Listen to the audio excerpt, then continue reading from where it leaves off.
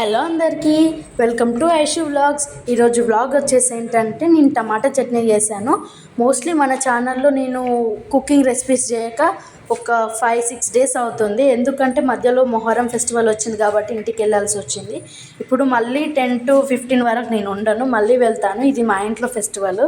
First అయితే టమాటా chutney process చూసేద్దాం. First పచ్చిమిర్చి ఉంటుంది కదా, వాటిని ఆయిల్లో ఫ్రై చేసుకొని పక్కన పెట్టేసుకోవాలి. ఆ తర్వాత చిన్న చిన్నగా కట్ చేసిన టమాటా ముక్కలు వేసుకోవాలి. నేనైతే ఒక 5 టమాటాలు తీసుకున్నాను.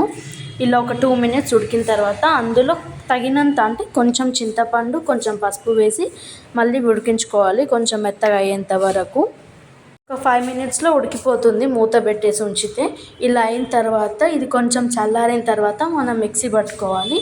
ముందుగా మనం వేయించుకున్న పచ్చిమిర్చి ఉంది కదా, అది మిక్సీ జార్లో వేసుకొని ఒక స్పూన్ జీలకర్ర, 4-5 వెల్లుల్లి రెబ్బలు వేసుకున్న తర్వాత టమాటాని ఉడికించాం కదా, అది ఇందులో వేసుకోవాలి. కొంచెం సాల్ట్ కూడా వేసుకోవాలి మన టేస్ట్కి సరిపడా.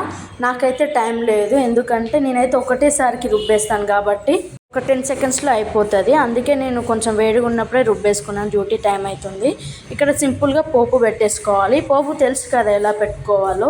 సో ఇంతే సింపుల్గా మన టమాటా చట్నీ రెడీ అయిపోయింది. ఇందులో నేను ఏ పల్లీలు అలాంటివి ఏవి యూజ్ చేయలేదు. ఇలా ఒకసారి మీరు కూడా ట్రై చేయండి ప్లీజ్. వీడియో నచ్చితే లైక్ చేయడం మర్చిపోకండి, ఛానల్ని సబ్స్క్రైబ్ చేసుకోండి.